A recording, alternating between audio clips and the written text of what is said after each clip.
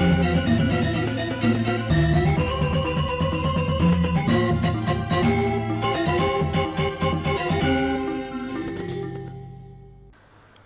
Swastiastu pemirsa Bali TV dimanapun Anda berada, kembali saya Nyoman Winata. Seperti biasa menjumpai Anda dalam Bali Post Talk. Kali ini kita bicara tentang hukum adat di Bali yang masih berlaku atau diterapkan sampai saat ini, menghukum keramu adatnya yang dia anggap mungkin melakukan pelanggaran berat dan lain sebagainya, yaitu Kasepekang. Nah, ini tentu menarik untuk kita kupas karena semakin modern ternyata masih juga di era modern ini masih ada yang menerapkan aturan ini atau sanksi seperti Kasepekang ini. Saya akan mewawancarai pemerhati sosial Ketua DPD Prajaniti Bali Bapak Dr. Wayan Sayogo. Kita sapa dulu narasumber kita. Om Swastiastu. Om Swastiastu. Gimana kabarnya, Dok? Sehat? Sehat. Ya, kita memang harus bicara melihat bagaimana fenomena hukum adat ya.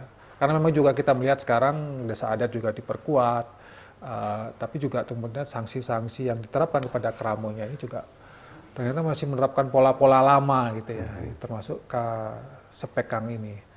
Yang kemarin juga dokter sudah menulisnya di analisis di Bali Post. Tapi secara umum gimana di situ? Apa yang dimaksud dengan hukum Kasepekang ini? Ya, mungkin ini ya sudah paham juga, tapi mungkin perlu diulas sedikit aja, Pak. Ya, mungkin sebelumnya mungkin cita-cita untuk memperkuat secara kelembagaan, mungkin juga desa adat kita secara kultural. Sebenarnya itu kan ide yang bagus. Nah sekarang kita lihat di lapangan, penguatnya dalam konteks apa? Apakah semakin berkuasa atau semakin tidak terkendali? Kan ini yang menjadi pertanyaan selama ini di masyarakat. Peran tentang MDA dalam hal ini itu kan sebagai salah satu alasan dengan cita-cita untuk memperkuat desa adat kita. Nah, tapi belakangan seperti yang Bapak sampaikan tadi itu soal Kasepekang, terus kemudian sampai ada warga yang terusir dari rumahnya. Ini apa ini satu cita-cita mulia itu. Kan cita-cita mulia dari penguatan itu ingin pasti berdaulat, mandiri dalam bidang apapun ini.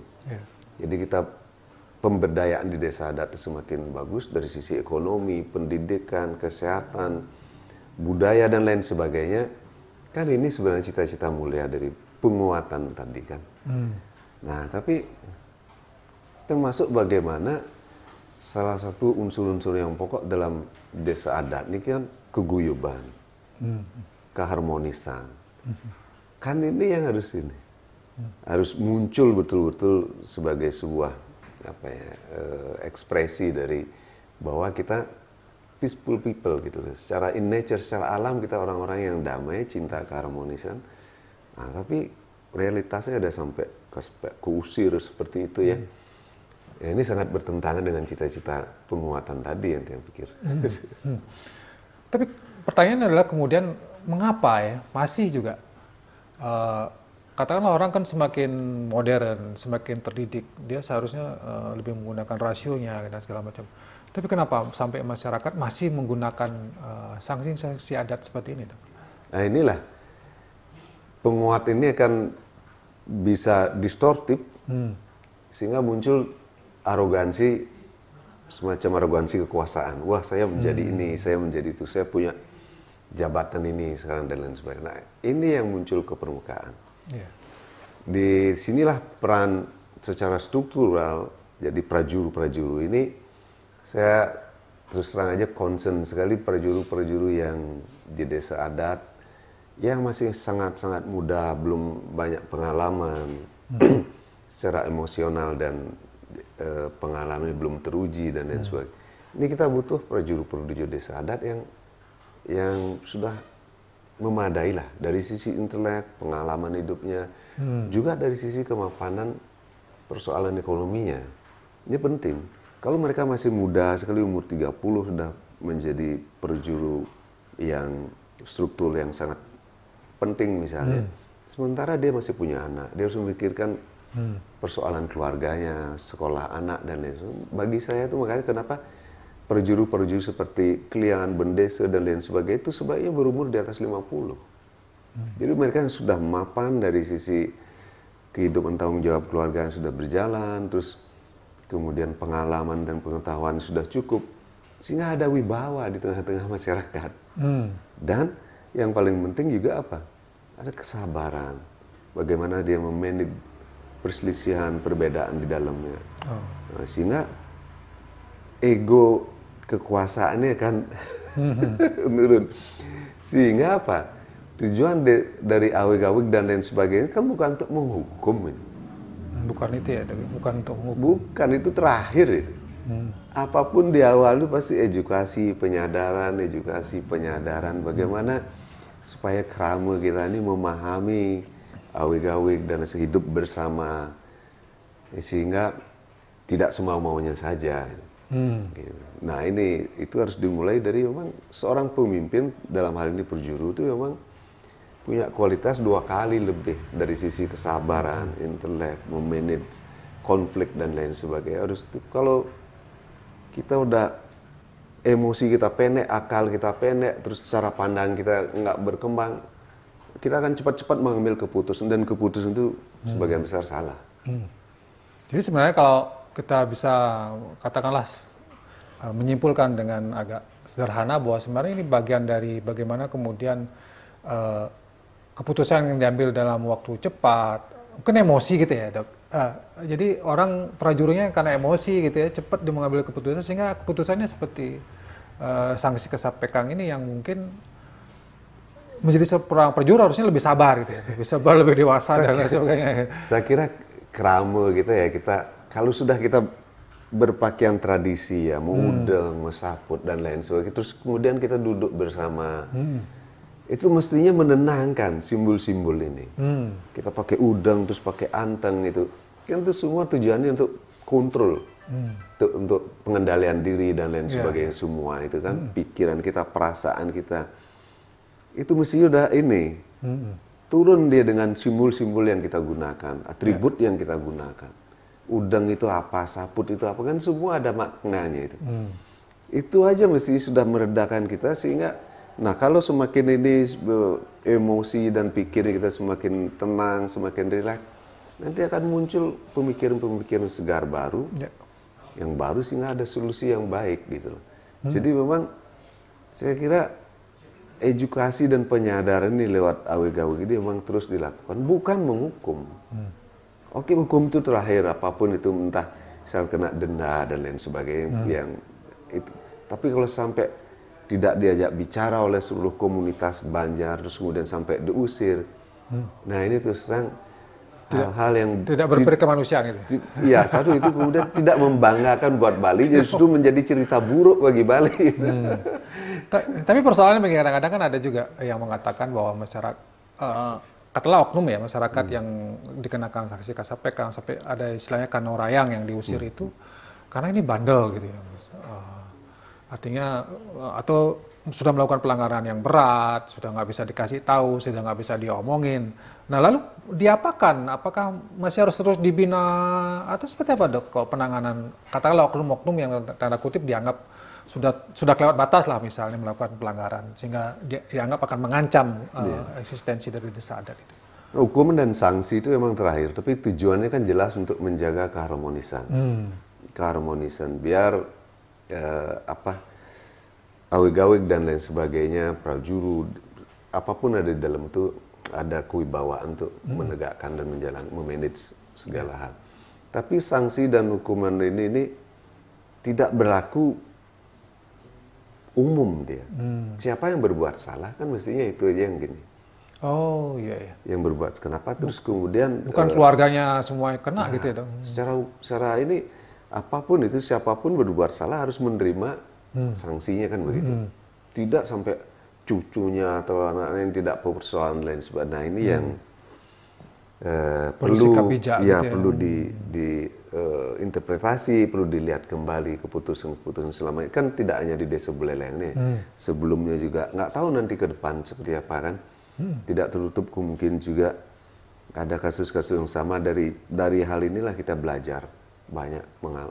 Pengalaman ini jangan sampai terulang, harus lebih luas lah melihat, lebih bijak lah kita mengambil satu keputusan yang sangat-sangat penting ini. Karena bagaimanapun juga trauma dan stresnya kan berkepanjangan, Pak. Bagi keluarga, bagi anak-anak mereka, entah bagi siapapun keluarga besar mereka. Kalau trauma ini juga lama-lama menimbulkan rasa tidak suka. Tidak suka akumulasinya nanti apa? Rasa benci dan dendam. Ini kan satu lingkaran setan tidak baik buat komunitas atau katakanlah di Banjar. Ya. Dan ini kan berulang seperti saling, nanti suatu saat bisa aja keluarga ini kan menjadi bendesa adat, menjadi kelihatan. Enggak. Bisa ada dendam Kita kan tidak tahu, Pak. Nah, karena itu penyelesaian itu haruslah bijak dan betul-betul memuliakan kemanusiaan itu. Iya. Berarti dimulai dari bagaimana seorang, tadi dokter di awal mengatakan tentang seorang perjuru itu harus dipilih orang-orang yang sudah dewasa gitu. Sudah matang. Sudah matang iya. gitu. Iya. Orang kata sudah selesai dengan dirinya sendiri gitu. Karena kalau tidak seperti itu masih emosi, ini ya jadi persoalan. Tapi kemudian persoalannya next ke depan gitu katakanlah. Tadi kan kita sudah menyebutkan ini diperkuat desa adatnya di Bali dan segala macam. Jangan malah diperkuat, malah diminta untuk otonom, mandiri, justru akan semakin sewenang-wenang. Nah, siapa harus melakukan apa? Pertanyaan saya seperti itu. Gimana dok ke depan untuk desa adat ini? Desa adat ini kan sudah jelas dia otonom, jadi sangat kuat. Pokoknya tidak bisa diintervensi sebenarnya. Tapi oleh apa namanya MDA atau siapapun pejabat-pejabat itu sebenarnya otoritas dan kekuatan desa adat kita secara kultural dan secara tradisi itu kan sudah berjalan sekian lama. Dan karena itu ini harus kita jaga. Jangan terus kita menjadi gonjang-ganjing karena urusan pemilihan, karena politik ya. Ini gitu akhirnya muncul sentimen dan lain sebagainya, ketidaksukaan. Nah ini terus kemudian apalagi perjuru mengambil keputusan yang katakanlah sesat seperti itu, tidak bijak kan, sangat cilaka desa adat kita nanti. Jadi harus diperkuat tapi otonominya harus dipertahankan. Jadi pemerintah kemudian juga ada MDA lebih banyak ke apa? Pembinaan berarti ya, dok, yang harusnya melakukan upaya-upaya ke depan supaya desa adat ini terhindarlah katakanlah dari menerapkan hukum kesepekan dan segala macam. Segala hal yang istilah itu apa ya, mencampuri terlalu jauh, seakan-akan dia lebih berkuasa daripada desa adat, terus hanya karena ada uang misalnya. Ya. Nah ini sama sekali tidak mendidik, tidak membuat desa adat kita semakin matang. Ya. Ini justru yang mencelakakan menurut saya. Jadi disinilah kita harus betul-betul bijak, jangan sampai juga desa adat ini hanya karena uang terus kemudian dia melakukan segala hal, termasuk mengorbankan nilai-nilai warisan leluhur kultural kita, tradisi kita yang sudah baik hanya karena itu. Apalagi juga karena isu-isu politik, ada pemilihan dan lain sebagainya, ini akan merusak nanti secara kultural budaya kita. Perlu tidak ada pembinaan terhadap SDM yang ada di desa adat, artinya mereka diberikan semacam apa ya, pelatihan-pelatihan atau kemudian apa ya, mungkin mereka harus mengikuti semacam kursus singkat dan segala macam untuk mereka dilatih menjadi seorang perjuru. Oh, itu bagus sekali. Saya kira di desa adat tuh pasti senior-senior sudah banyak. Oh, sudah dilakukan di sana ya? Tingkat perbekal, kemudian di bendesa-bendesa, dan bahkan tokoh-tokoh yang sudah tidak aktif, mereka sudah berumur 70-an, itu sangat-sangat penting. Sangat-sangat penting. Dan anak-anak muda kita, perjuru-perjuru muda ini, jangan lupa satu tradisi kita. Respect, hormat kepada orang yang lebih tua. Jangan terus karena kita sudah memiliki gelar titel kesarjanaan atau barangkali kita punya uang sudah, kita sampai istilah itu sampai udah doktor, profesor, usia masih muda tapi arogansi, intelek kita sudah, kepala kita sudah meledak, kemudian kita tidak menunjukkan rasa hormat kepada orang tua. Ini juga cilaka. Ini juga tanda-tanda yang tidak membanggakan buat Bali. Karena kultur kita, tradisi kita, hormat kepada orang tua. Hormat itu. Kalau perlu cium, perlu sujud lain sebagainya, itu hal yang dulu biasa dilakukan oleh dalam budaya kita. Hormat kepada penglingsir di desa adat itu ya. Itu memang. Oke, ada yang mau dokter sampaikan di ujung Bali Post Talk kali ini Dok, berkaitan dengan hukum adat Bali ini yang mungkin harus lebih memanusiakan manusia lah ke depannya. Gitu. Silakan. Saya kira sanksi itu hukuman-hukuman yang tidak manusiawi. Apapun itu persoalan yang terjadi, kan banyak masih kasus-kasus seperti itu terjadi. Sanksi dan hukum ini hendaknya bagaimana untuk tujuan membangun kesadaran. Jadi sanksi dan hukum ini hendaknya untuk mengedukasi sehingga muncul kesadaran baru dari tiap kamu atau siapapun yang mengalami masalah itu, muncul kesadaran baru, cara pandang dia menjadi berubah sehingga dia mengedepankan keharmonisan di dalam desa adat. Itu yang utama. Terima kasih. Terima kasih Dokter atas pencerahannya dan memberikan kita perspektif tentang bagaimana sebenarnya hukum adat ini sebaiknya, yang idealnya demi kebaikan kita bersama sehingga desa adat ini kekuatannya atau penguatannya memang betul-betul semakin memberikan manfaat yang baik bagi masyarakat Bali, Kerama Bali. Demikian Bali Post Talk kali ini, saya ucapkan terima kasih atas perhatian Anda. Saya tutup dengan Romo Santi. Om Santi. Terima kasih, sampai jumpa. Terima kasih.